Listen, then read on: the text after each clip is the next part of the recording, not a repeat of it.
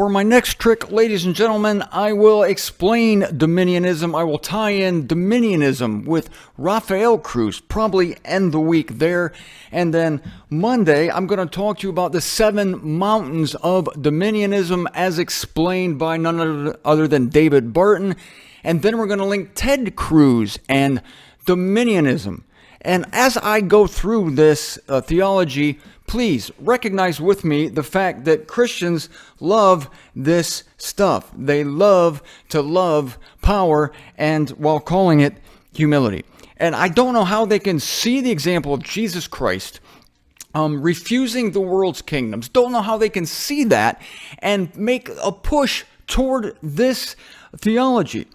But this all started at the right time. I'm telling you, the right time, and the time is now. Dominion theology, Wikipedia, is a theocratic ideology. Theocratic is God-centered. Theo, God-cratic, cratic, God-cratic. It's God-cratic that seeks to implement a nation governed by conservative Christians ruling over the rest of society based on their understanding of biblical law. Their understanding of biblical law. And it's conservative Christians. Now, that's a political term put in there, conservative Christians. To be conservative, it's a common word, but it's been identified with a political ideology and now with a Christian ideology. Back to the article. Dominion theology is related to theonomy, though it does not necessarily advocate Mosaic law as the basis of government. Well, does not necessarily, but you know it does. Mosaic law underlies it because, as we know, Christianity cannot differentiate the law, the Old Testament, from grace, from the teachings of the Apostle Paul. Prominent adherents of dominion theology are otherwise theologically diverse, including the Calvinist Christian Reconstructionism and the charismatic/Pentecostal Kingdom Now theology.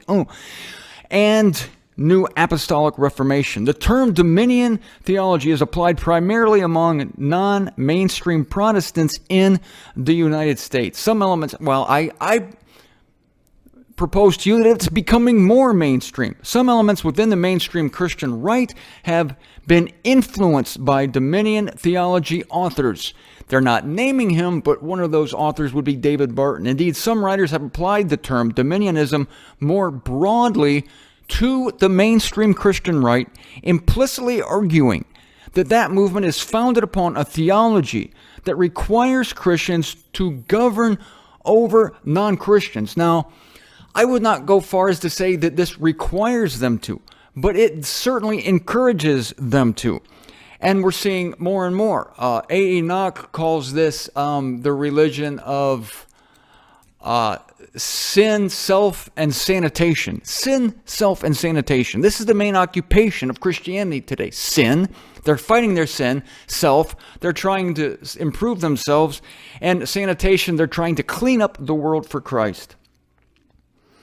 Mainstream conservatives do not call themselves dominionists. Well, of course they don't, because that would be too overt. That would be too obvious. And the usage has sparked considerable controversy. So these people, they're flying under the radar. They don't like these titles, just like Obama doesn't like the title communist, or he doesn't like the title radical Islam. He doesn't like these titles. And so, but nevertheless, it doesn't matter what the title is. Whatever the thing is, that's what it is. Now, listen to the etymology here. The term dominion theology was derived, I say illegally and illicitly, that's me, from the King James Bible's rendering of Genesis 1:28. And now, you can't wait for this, can you? You're asking yourselves, how can anyone find a scriptural recourse for Christians taking over the world before Christ comes? Well, here it is. The passage in which God grants humanity dominion over the earth. And here's the quote from the King James Version.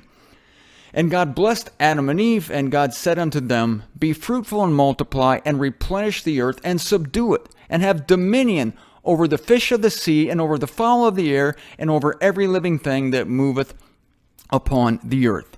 All right, well, okay, we have a government over the fish. The government of the fish. We'll call that the fishology movement, the fishish, and over the fowl of the air.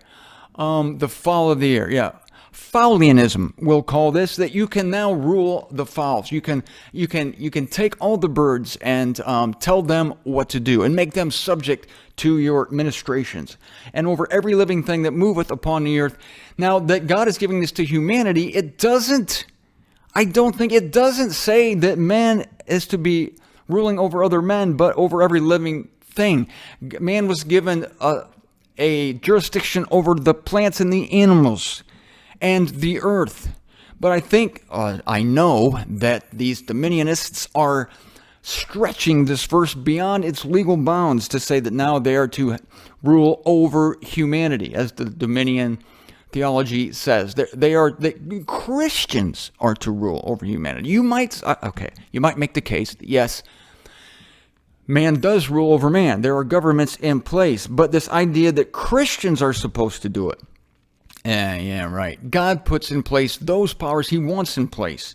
There's no power except that which God places upon the earth. And these powers have included every government from Babel onward, including Hitler, including Stalin, including Pharaoh. I'm going in reverse order here, including Nebuchadnezzar. And at one time, Adam had jurisdiction over the earth. Fine and dandy. Well, I'd rather have Adam than Hitler. I really would. Hail Adam. Yeah, I will give all hail to Adam, but not Hitler. In the 1980s, several prominent evangelical authors used the phrase dominion theology and other terms such as dominionism to label a loose grouping of theological movements that made direct appeals to this passage in Genesis. So any errant theology that references Scripture is an even more dangerous one because, again, it appears to have the sanction of God upon it. And that's what's going to put this forward, the sanction of God. But then it's going to have a cool, hip face like Donald Trump. Hey, man, whatever. I'm going to build another tower in Babylon. The Tower of Babel, the Tower of Trump/Babel. Love that. Christians typically interpret this passage as meaning that God gave humankind responsibility over the earth. That's true. But the distinctive aspect of dominion theology is that it is interpreted as a mandate for Christian stewardship in civil affairs, no less than in other human matters. Civil affairs, yes, of course. And of course, Christians cannot see the hand of God in anything other than what they do. They are blessed, the rest of the world is cursed. Obama is going to hell, Trump is going to hell, everybody's going to hell, but they're people.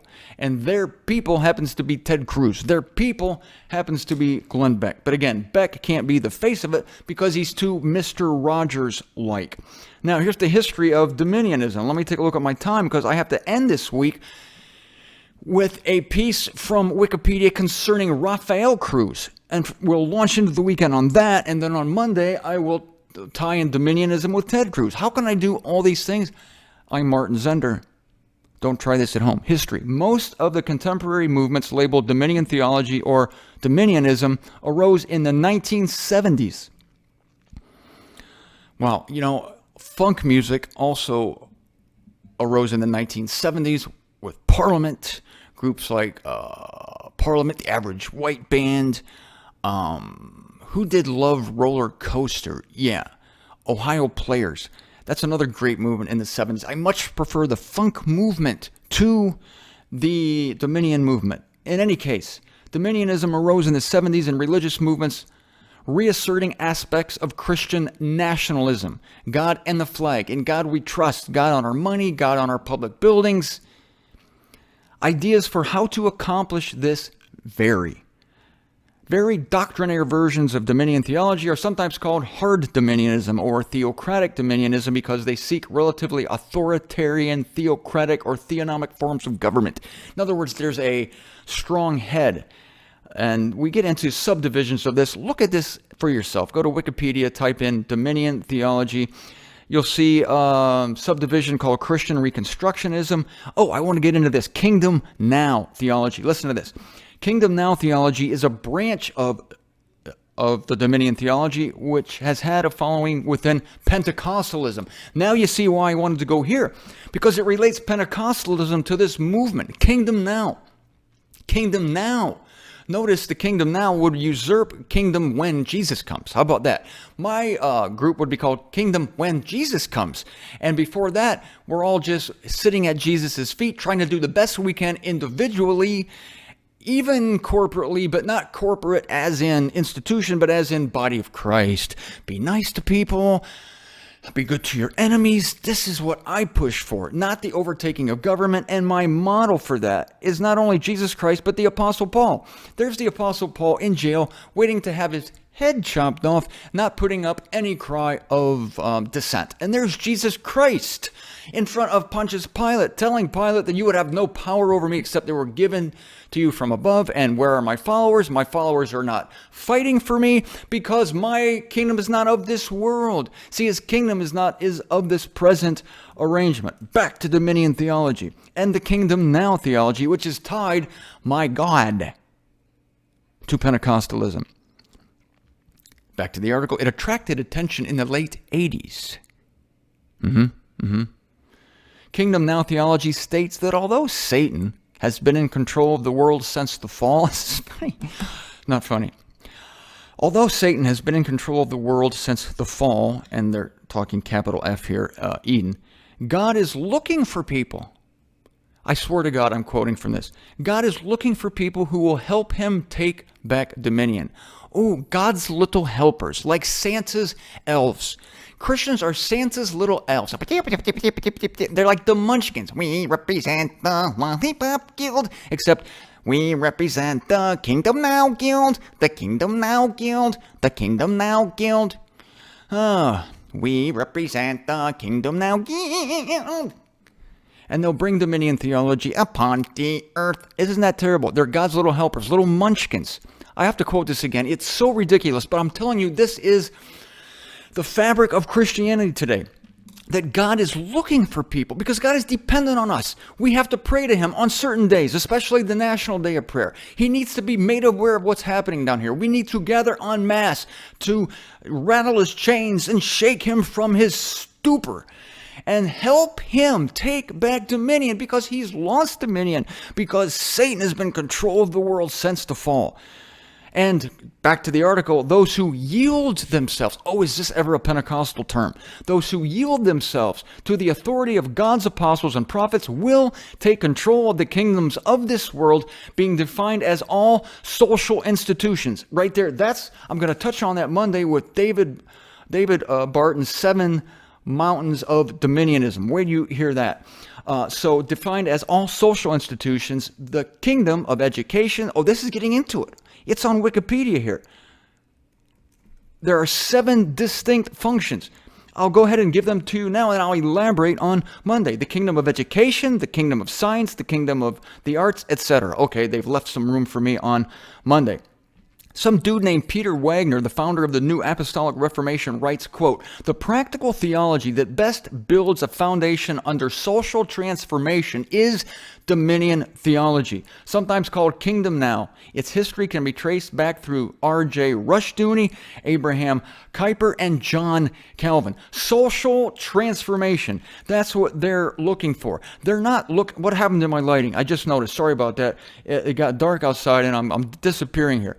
This isn't related to the return of Christ, although people still talk about the return of Christ. They still say they want the return of Christ, but by gosh, Christ is going to take them off the stage. And right now, it's an awful lot of fun for these dominionists to be on the stage. I know they don't call them that, but that's what they are.